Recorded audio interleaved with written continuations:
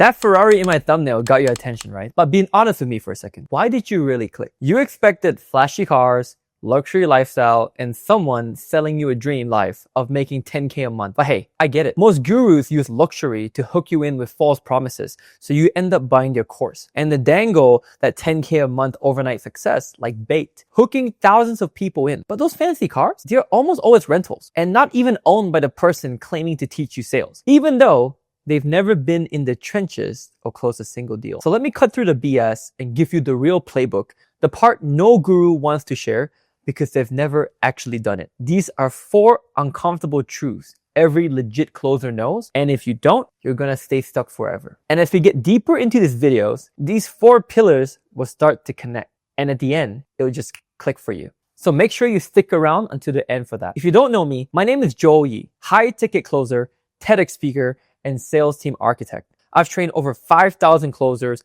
built 20 plus 7 and 8 figure sales teams, and helped generate over $200 million in revenue. I've led $50 million sales forces, and today I run Sales Possible, where we help businesses scale by fixing their sales team. But I don't just coach others. I still close daily. I'm still in the trenches, still doing the work, and often spend 4 to 5 hours on sales calls every single day. So when I say I've seen behind the curtain, I have. All right, let's begin. Number 1, you will get rejected more than you win, and that's okay. 70% of sales calls go nowhere, even for top closers. The reality is sales is a math game. Look, sales is just like baseball. You don't hit a home run every single time you go up to bat. And sometimes it's not about you. It could be the leads, it could be the offer, it could just be the time of the day, the time of the month, the season. And if rejection affects your energy, tone, or confidence, you're leaking cash. Rejection is a part of sales. You have to be happy with rejection. This is one thing I learned from my mentor early on in my sales career. Every no will eventually lead to a yes. It's statistics. If you get 10 no's, there'll be a yes. It's a law of averages. And you have to accept that fact. If you can't accept the fact, sales will be almost impossible for you to succeed in. Another thing to consider too is that because sales is a numbers game, it means the more you improve your skill, the better your batting average, the better your performance could be. So that means instead of maybe having 10 no's to get to a yes, you could go from 10 no's this month, 8 no's next month, 6 no's the following month, and then you get so good that maybe every 3 no's, you get 1 yes. And that's the goal. That's how you become a top closer. I want to give a shout out to my door-to-door guys doing solar roofing. They're out there in the sun, in the snow, in the rain, and they're getting rejected constantly because they're interrupting people's days. At least in high ticket sales, people typically come inbound. Even if they don't book a call with you, they've opted into a funnel, put in their phone number or the email. So at least they know or they're interested in what you have to offer. But door-to-door guys, they're getting rejected left and right. And yet they're still resilient, yet they can still continue pushing through. Why? Because they understand the law of averages. They understand that sales is a numbers game. So you may be wondering, Joel, how do I stay strong even when I get rejected so much? Let's say you understand the law of averages. Let's say you understand it's a numbers game. Let's reframe what rejection means. Most people think that rejection is a negative. It means, oh man, I'm not good enough. Oh, I'm just not capable. But let's reframe that. Think of rejection as the critical piece you need to get better. So instead of seeing rejection as a negative, see rejection as a positive. Yes, I got rejected again. The more yeses, it means you build up experience, you learn from your mistakes, you're getting better. So every time you get rejected, it's like in a game, your experience bar goes up. If you can think of rejection like that, in no time, you're going to be super high skilled. In no time, you'll be crushing sales and making a ton of money. Number 2, being successful in sales starts with mastering yourself. This is what the gurus won't tell you. A lot of people talk about, oh, it's the scripts, it's the training, it's this mindset stuff. But I'll be honest right now and tell you that making more money comes down to your self-worth and how much you've healed from your personal traumas. For example, growing up, I used to be very clingy and I didn't realize that. I didn't realize that my clinginess to, girlfriends, my spouse, I didn't realize that was because at a young age, I was traumatized, right? I had pain that I didn't heal from. And only then when I healed from that, I was like, oh my gosh, I now no longer have this attachment syndrome. I'm now detached to every outcome. Well, I could care less if my girlfriend leaves me. I could care less if I don't close the deal because I've healed internally. So getting good at sales really comes down to you being able to heal from internal trauma. Some other examples include being a people pleaser. feeling like you're not good enough. Could be parents saying, hey, son, you're not perfect. Hey, daughter, you should be getting more straight A's. Could be a teacher telling you, don't talk to strangers. They're dangerous. These are these limiting beliefs and traumas that you might have growing up. To get good at sales, you have to heal from these things. Look, this internal work isn't sexy enough for most sales trainers. I get it. That's why they don't do it. But it's necessary if you want to master sales and be a top 1% closer. One of the best things I did was invest in a program called Money and You. Changed my life. There's this concept in Money and You talk about popping these yuck berries. A yuck berry is traumas you have had since you were young. And in Money and You, their goal is to pop all these yuck berries so that you can move away from it. You probably heard of someone called Anthony Robbins or Tony Robbins.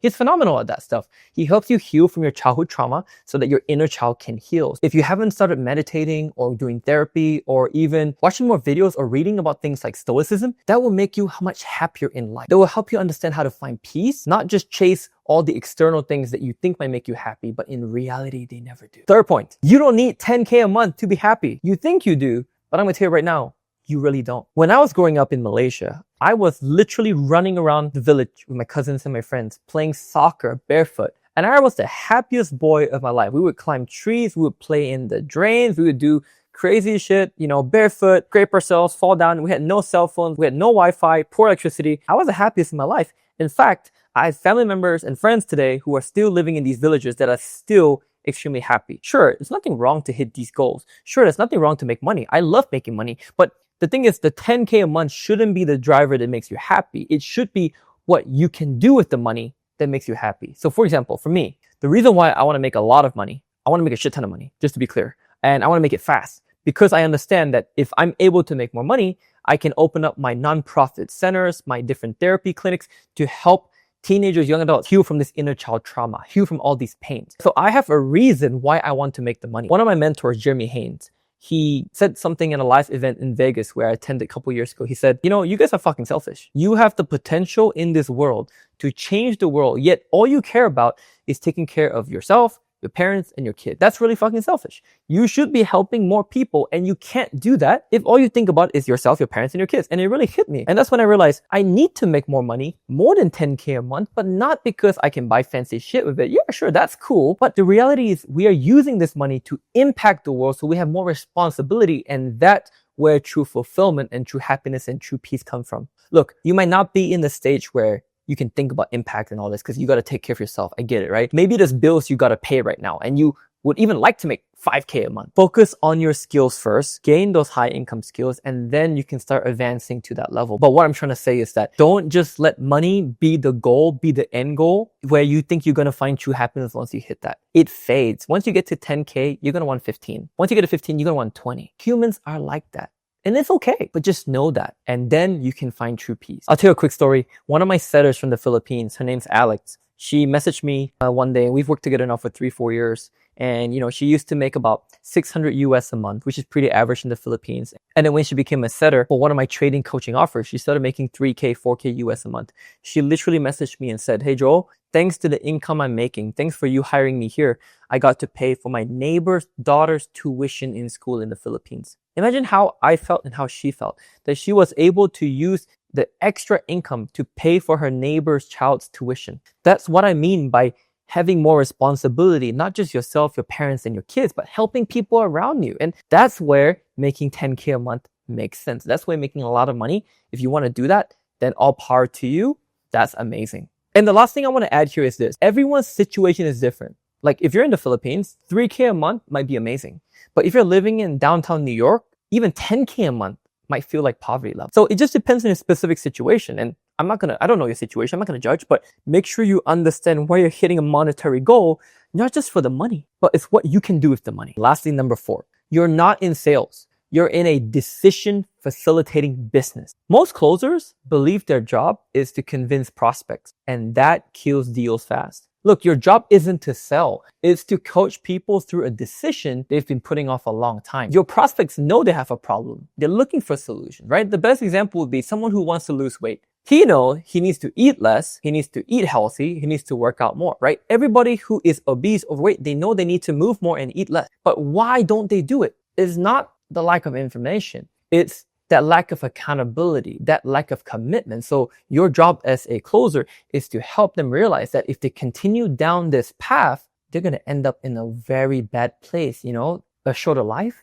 affecting the family, right? Costing more money for medical bills. And they need that little push, not to force them to do it, but that push so that they can be called out, so they feel the urgency and the need to change. And that's how they can go from overweight to super fit, super slim. The truth is, our prospects are battling internal resistance, or the fear of making the wrong move, or just past failures. So what I typically like to do on these sales calls is say, hey, Mr. Prospect, you've been stuck wanting to make this decision for 5 years, but you haven't. If we don't overcome this today, when will you ever make the decision? How much more time do you plan to waste or burn before you realize you got to do something about it? And what if it's too late then? Then what? Right? If your doctor has said to you, you've got to lose weight for the past 5 years, and you put this off for another 5-10 years, what's going to happen then? What if it's too late? So that's how you get people to take action. Look, I'm not forcing him. I'm not saying, hey, you better buy my fitness coaching program right now. I got 2 more spots left, right? Oh, I'm going to give you a $3,000 discount if you buy today. I'm not doing any of that. I'm just asking questions and painting the consequences so they can make their own decisions. I know these 4 truths are uncomfortable, but there's a reason for that. This exposes the gap between where you are and where you could be. But when you internalize them, you actually rewire the way you see yourself and what you're capable of, and that will lead to more signed deals down the line. If this video was helpful, drop a comment and tell me which one hit hardest. I read them all and will answer every single one we get. And yeah, drop a subscribe if you're done with fake gurus and want more raw, real sales advice for someone actually in the trenches. Until next time, stay sharp and go close something today.